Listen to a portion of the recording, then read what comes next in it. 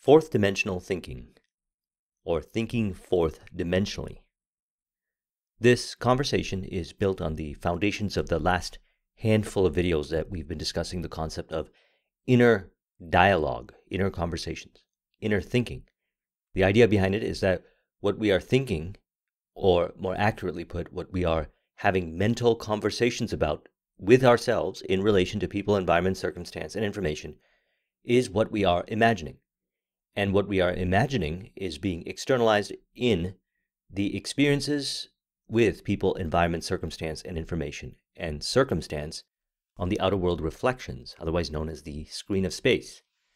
Thus, we want to understand how to evolve our thinking and bring it more into alignment with what we truly desire to create and experience.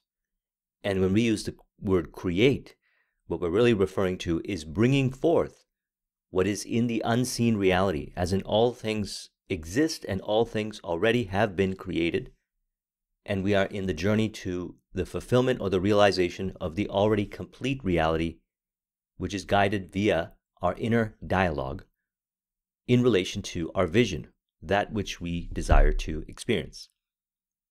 Now, fourth dimensional thinking is the idea that all exists right now in this moment. So if all of creation is complete and everything exists in the eternal now, then we have inner voice dialogues, which is facilitated by the true inner voice, which is distinct from mental chatter. Again, refer to the videos that we've been discussing, the difference between the two, which speaks in spirit of harmony and abundance-based realization, as in all things are possible, and here's how to do it within, which may be different than traditional five-sensory world speak. What we're interested in fourth dimensional thinking is speaking from a place of, as Neville puts it, be ye imitators of God. And by be ye imitators of God, he says, the prophet said, be ye imitators of God as dear children. How would I imitate God? Well, we are told that God calls things that are not seen as though they were seen, and the unseen becomes seen. So again, God calls things that are not seen as though they were seen, and the unseen becomes seen. The unseen becomes seen refers to what he calls loyalty to the unseen reality, as in all things exist, and faith is loyalty to the unseen reality. So let's talk about imagination before externalization. So the idea is that our inner conversations, our mental dialogue in relation to ourselves and outer world experience, is what we are thinking about and thus imagining. And what we are imagining is in the process of becoming through externalization on the five-sensory screen of space. He says many people, including myself, have observed events before they have occurred. That is, before they occurred in the world of three dimensions. In other words, the five-sensory world. Since man can observe an event before it occurs in three dimensions of space, life on Earth must proceed according to plan. And this plan must exist elsewhere in another dimension and be slowly moving through our space. The habit of seeing only that which our senses permit render us totally blind to what we are otherwise could see. To cultivate the faculty of seeing the invisible, we should often deliberately disentangle our minds from the evidence of the senses and focus our attention on the invisible state, mentally feeling it and sensing it until it has all the distinctness of reality. For whatever the reason might be, individualized, we have been taught that the five-sensory experience is how to interpret reality. There's a certain point in our journey where we begin to think for ourselves, which is asking ourselves, what do we truly want? How do we truly want to live? As a result of asking these questions to ourselves within, we receive desires. We desire to experience something that we were taught we should not experience, or create a business, or do something that is different. As a result of thinking for ourselves, we begin to listen to what we call intuition, or inner voice. Now, as a result of listening to this, we begin to interpret the five sensory data from different perspectives. And through the repetition of interpreting this five sensory data from different perspectives, we create success or bring forth results in ways that are distinct and unique to us. We might then decide to share this information with others, and as a result of sharing it with others, we are called genius or creative thinkers or unique. Some of those individuals recognize what is really going on, that we have found this via the sixth sense or our intuition within. By honoring and bringing forth our heart desire, we have a greater understanding on how to transcend the five sensory meaning. The five sensory meaning, a lot of times, is based on what we would call three-dimensional thinking, which is past, present, and future. People living from their past and hoping to be somewhere in the future, not realizing the key concept that Neville speaks of, that once you have affirmed that it is done, you've actually gone into a different state of mind. And although the five sensory reality might look the same from a five sensory perspective, it is actually a different reality. Now what we do is we adjust our inner dialogue to be in alignment with our vision in relation to the five sensory data, and thus we begin to experience a joyous journey to the fulfillment of what we desire to experience. In other words, we are not overcome, or we don't feel like we are being denied by the five sensory data. We're not looking at what people say as rejecting us. We're not looking at circumstance as holding us back. We are not looking at environment as contrarian to bringing forth what we desire in a way that disempowers us. And we're also able to easily select from the experiences in the outer world, guided from within via our inner voice or flow or autotelic within, or as he calls it, compulsion from within, to encounter and guided from within in the most unexpected ways, meeting with people, environment, and certain circumstances and information that are contributing factors in the more direct sense to bringing forth what we desire. For example, say you decided to start a new career. What would it look like if it was true? You experienced the scene by mimicking the five senses in your imagination. At that point, you have completed the act of faith, and then you know that it is done. From that regard, reality has changed. Even though on the surface it may look the same, you might notice hunches and inspirations or people showing up from the most unexpected sources. You interact with these people and they lead you to a job opportunity. The job opportunity is provided to you in a way that transcends the normal five sensory way of doing things, which is applying for jobs and handing out resumes and having your resume end up in the bottom of the pile.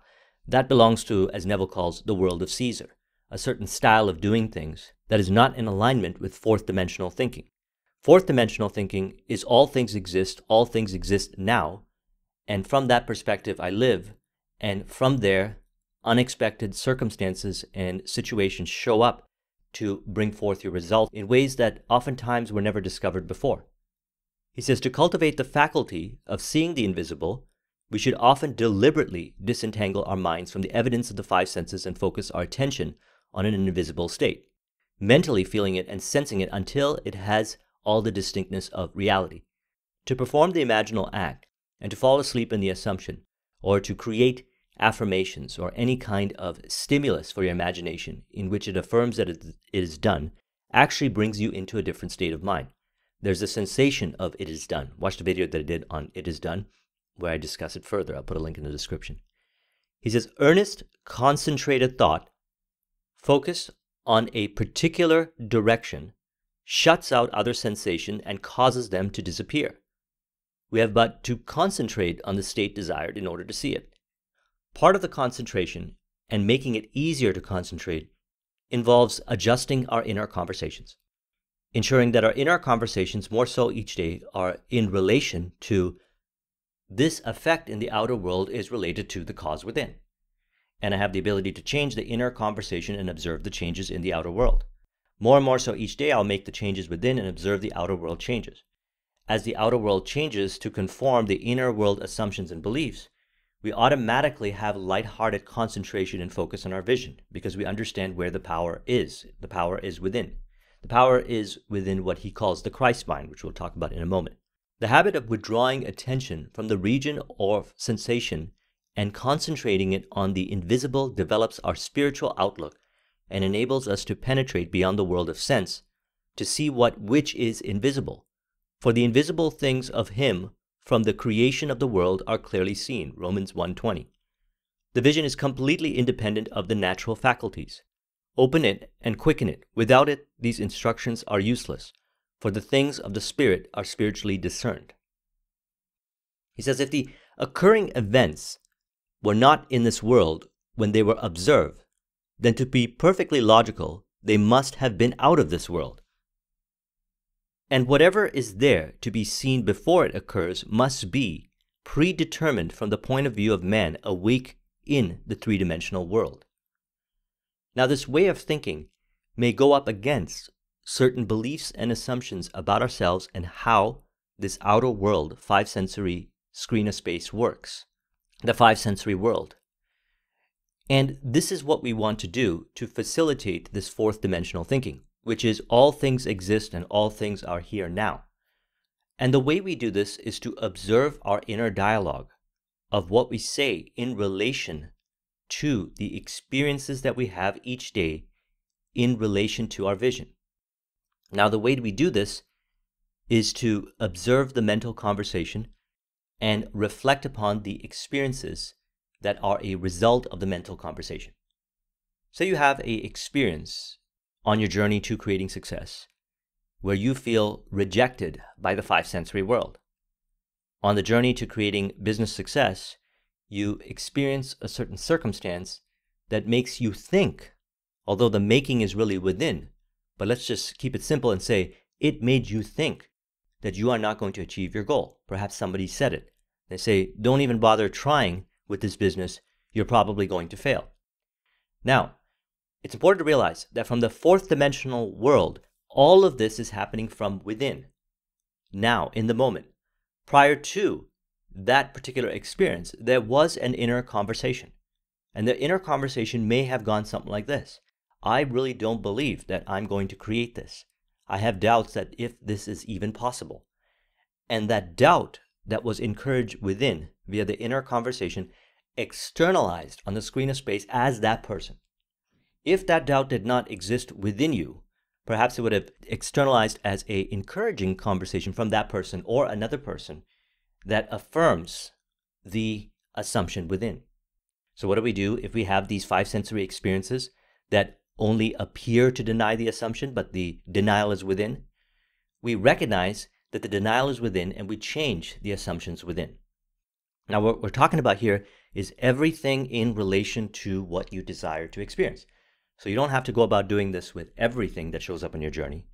And this is one of the things that I've been teaching entrepreneurs and consulting in the space of business development for the last 6 or 7 years after I transitioned out of my IT business. And what I found is that in every conversation that I would have in the coaching and consulting sessions, I would know what they were going to experience in the weeks to come based on the conversations they would have with me. Because what I was really interested in is what was their inner dialogue. And their inner dialogue was revealing what would show up.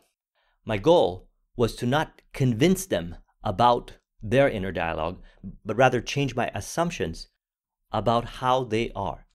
To the degree that I'm self-persuaded that they are on the journey and this is going to change within them, they would come back to the calls and they would report the increase in sales or doing the activities that they know they have to do to produce the results. This is all a result of changing my own assumption within. I did not tell them to go and change their assumption about what they're thinking.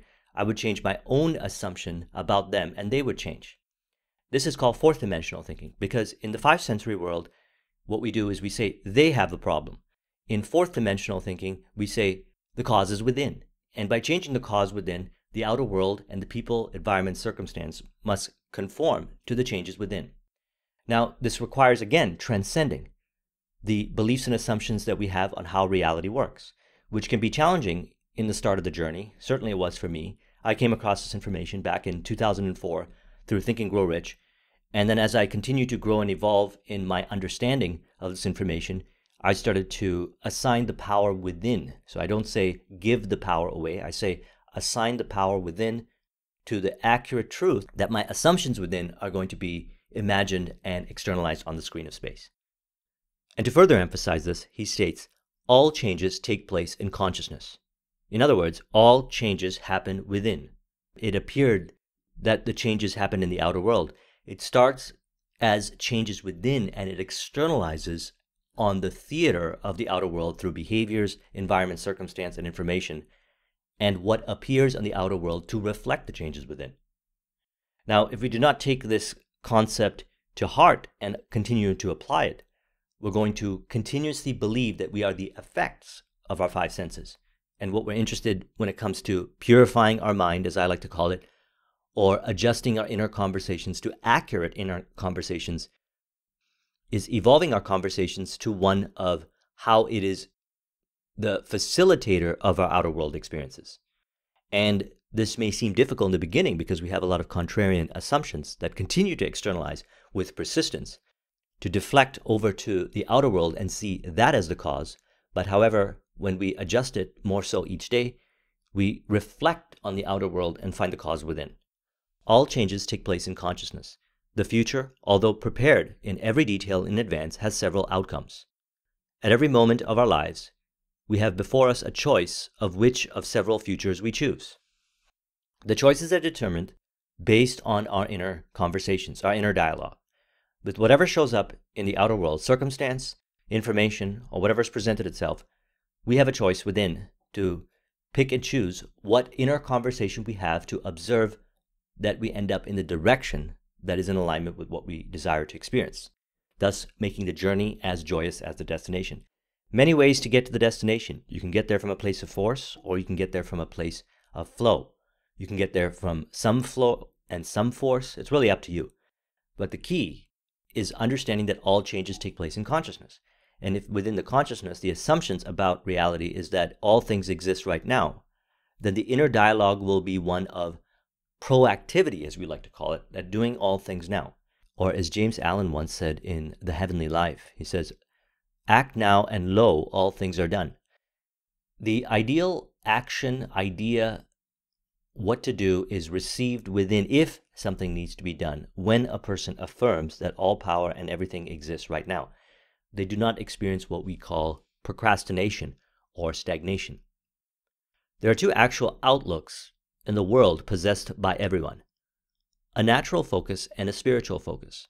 The ancient teachers call the one the carnal mind, the other the mind of Christ. We may differentiate them as ordinary waking consciousness governed by our senses and a controlled imagination governed by our desire. So that's the distinct difference.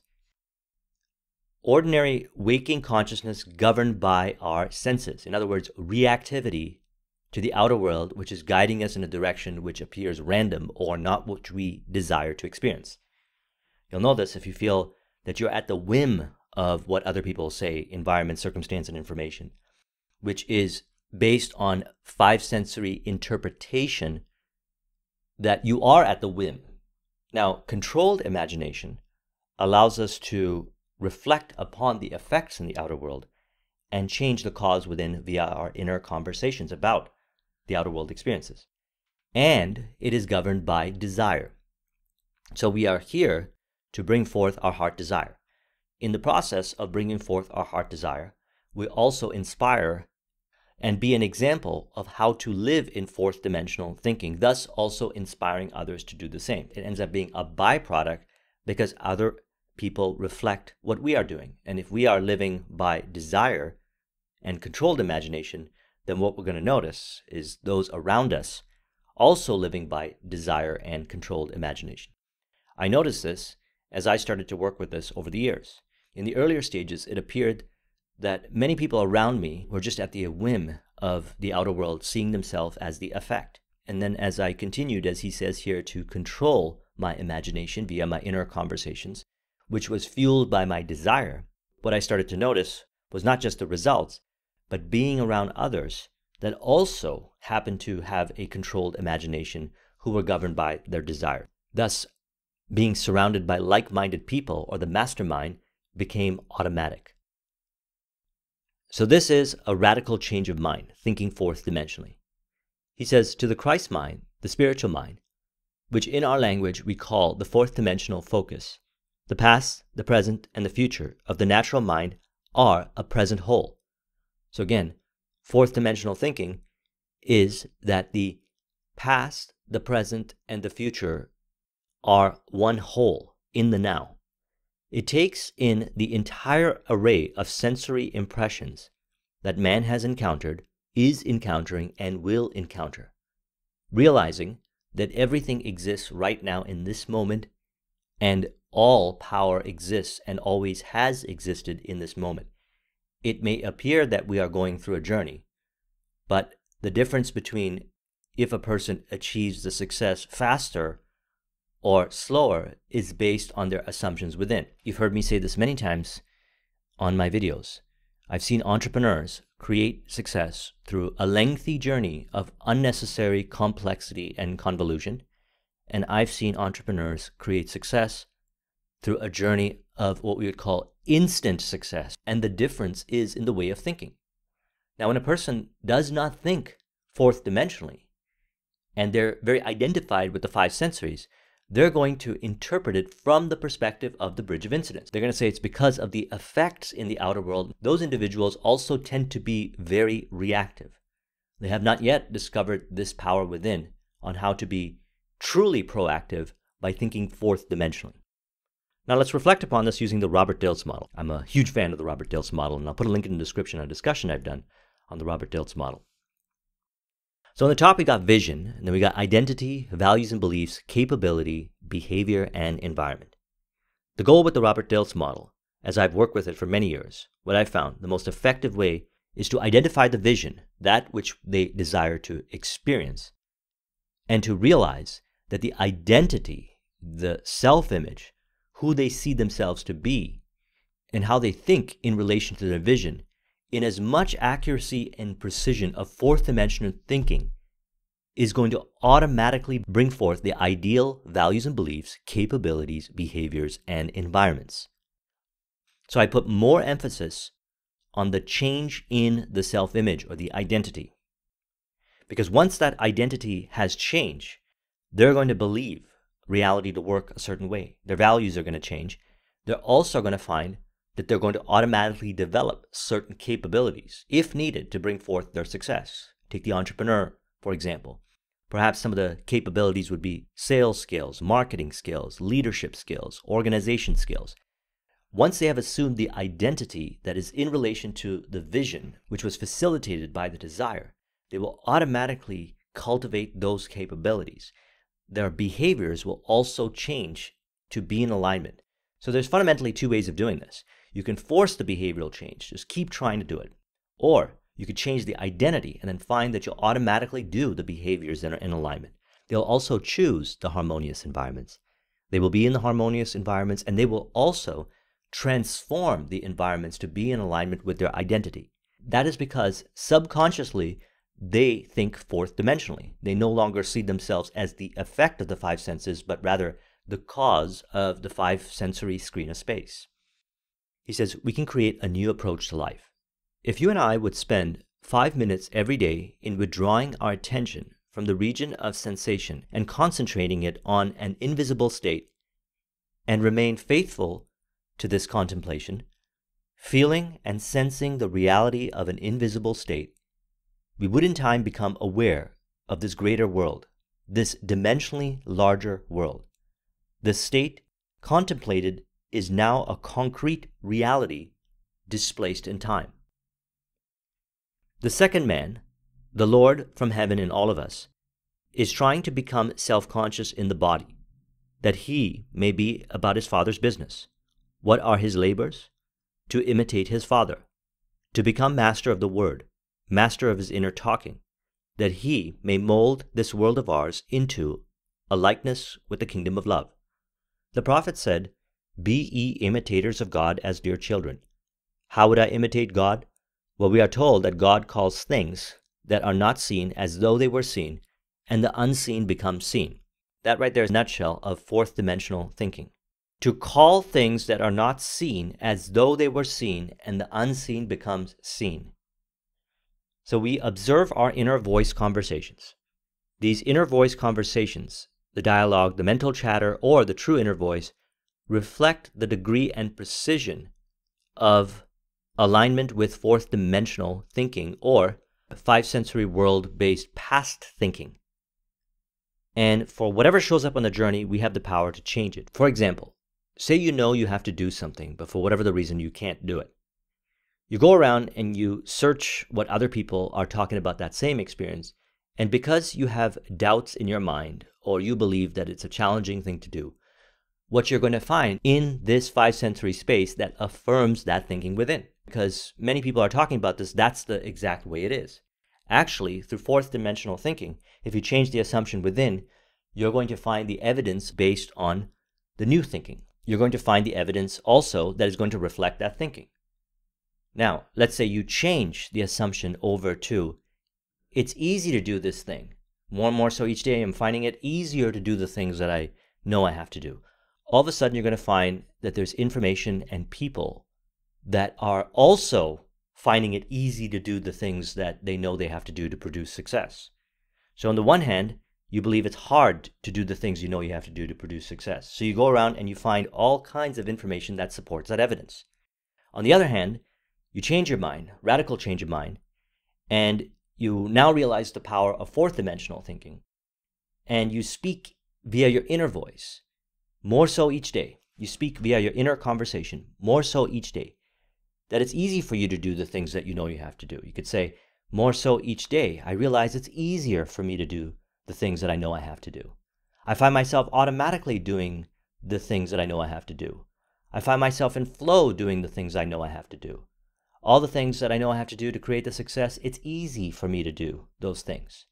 If I find any challenges, I'm able to overcome those challenges easily and do the things that I know I have to do.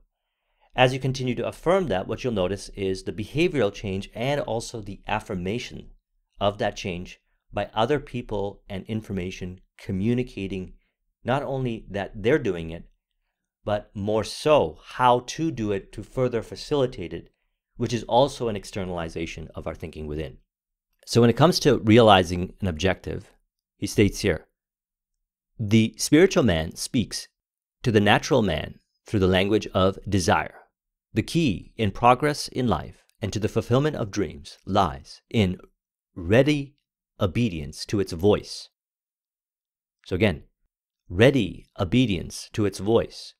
The spiritual man to the natural man through the language of desire, speaks through the language of desire. So again, the second man, the Lord from heaven in all of us, is trying to become self-conscious in the body so that he may be about his Father's business. What are his labors? To imitate his Father, to become master of the Word. If you are in the process of becoming and value the master of the Word, then the second man, the Lord from heaven in all of us, is becoming self-conscious in the body. And as stated, to imitate his Father, to become the master of the Word, master of his inner talking, that he may mold this world of ours into a likeness with the kingdom of love. That is our primary desire, and it is done through our heart desires. So again, the spiritual man speaks to the natural man through the language of desire. The key to progress in life and to the fulfillment of dreams lies in ready obedience to its voice. Unhesitating obedience to its voice is an immediate assumption of the wish fulfilled. To desire a state is to have it. As Pascal had said, you would not have sought me had you had not already found me. Man, by assuming the feeling of his wish fulfilled, and then living and acting in his conviction, alters the future in harmony with his assumption. So this is all done by our inner dialogue and inner conversation in relation to whatever shows up on the five sensory experience. We do not have to accept the past suggestions of five sensory experiences that we have affirmed within, that we say that came from the outer world, but rather ask ourselves from the true voice within. He says the key to progress in life and to the fulfillment of dreams lies in ready obedience to its voice. The voice within gives you the accurate assumptions and beliefs about the five sensory experience to transcend it and bring forth in a way that is accurate to how you are meant to bring forth that particular vision. And also, as a result, become master of the Word, master of your inner talking, so that you may mold this world of ours into a likeness with the kingdom of love. Assumptions waken what they affirm. As soon as a man assumes the feeling of his wish fulfilled, his four-dimensional self finds ways for the attainment of this end, discovers methods for its realization. Now, this is very much accurate to the discussions that we've been having over the last 4, 5, 6 videos. So we'll repeat it again. His fourth dimensional self finds ways for the attainment of this end, discovers methods for its realization. So the key part of this is finds ways for the attainment of the ends, discovers method for its realization. Part of it may include, and sometimes to a large degree, transcending all past ways of doing things that have been assumed as the only ways that it can be done based on 5 sensory collective knowledge. The 5 sensory collective knowledge is still a small percentage. Take all the books, all the trainings, all the programs, everything as far as knowledge goes that is there, is still only a small percentage of the potentiality that is found by the fourth dimensional thinking. And we don't have to know how this is going to happen. We just have to carry the inner conversations, the inner dialogue in relation to whatever shows up, to that of what is in relation to fourth dimensional thinking. And that is to call things that are not seen as though they were seen, and the unseen becomes seen. That means to change your assumptions and beliefs about the 5 sensory experience received by the true inner voice in a way, inner dialogue, that the unseen becomes seen, that it is that way now. I have no clearer definition of the means by which we realize our desires than to experience in imagination what we would experience in the flesh were we to achieve our goal. This experience of the end wills the means.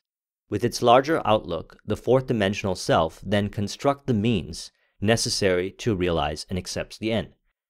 Once we have imagined that what we desire to experience and that we know that it is done, then all we have to do, should we choose to do it, to make our journey a lot smoother, is to change our assumptions and beliefs about whatever shows up on our journey, because we're going to receive the accurate hunches and inspirations within of what to do. And we just change how we relate to those things that we know we have to do, or whatever on the journey. Any kind of void, frustration, stress, my success is not here now, or any kind of meaning like that within. That's all we have to do, because the fourth dimensional self is already in the process of bringing it forth, and it'll happen unto and through you. Another way of looking at it is just allow this 5 sensory screen of space to rearrange itself. Don't try to manipulate it or try to control it. Allow it to change. It is in the process of changing. The more you release or let go of trying to change it, the more you will find the accurate way of facilitating it. So thus, when we look at the Robert Dils model, if there are behaviors and capabilities that are to be brought forth, they are actually in contribution and not unnecessary added complexity and convolution. So I'll see this in the entrepreneurial space. Someone's looking to build a business and they come up with all these sophisticated systems and processes, and it has nothing to do with producing results other than further facilitating their 3-dimensional thinking, which adds unnecessary complexity and convolution. Now, on the flip side, I'll see other entrepreneurs who understand how this stuff works, either by working with it or somewhere down the journey, they align themselves with 4th-dimensional thinking. They get an idea, they act upon it, and they create very lean and simple businesses. Or if they do put systems in place, they are refined systems and they're accurate to facilitating the results. Their KPIs and their performance is continuously increasing. The results are increasing and they have less stress and more flow versus the other entrepreneurs. And the other entrepreneurs are more identified with 3-dimensional ways of doing things, which are past assumptions that they've assumed to be true from 5 sensory interpretation that is not in alignment with 4th-dimensional thinking.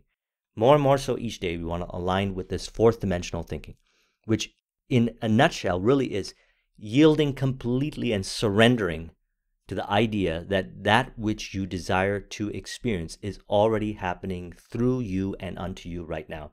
And all we have to do is allow it to happen. If you want to copy this mind map, the link is in the description. Thank you very much for watching. I'll talk to you soon. Take care.